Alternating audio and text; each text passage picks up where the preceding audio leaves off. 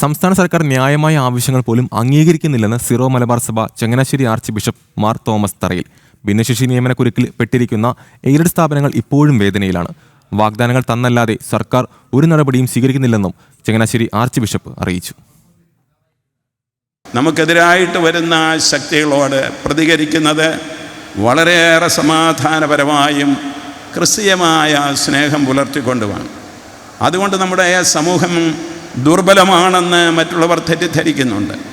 അതുകൊണ്ട് അക്രമാസക്തമായ രീതിയിൽ പ്രതികരിക്കുന്നവരെ തൃപ്തിപ്പെടുത്താൻ വേണ്ടി നമ്മളെ അവഗണിക്കുന്ന ഒരു സാഹചര്യം ഈ കേരളത്തിൽ ഉണ്ടാകാൻ പാടില്ല, ഭാരതത്തിലും ഉണ്ടാകാൻ പാടില്ല.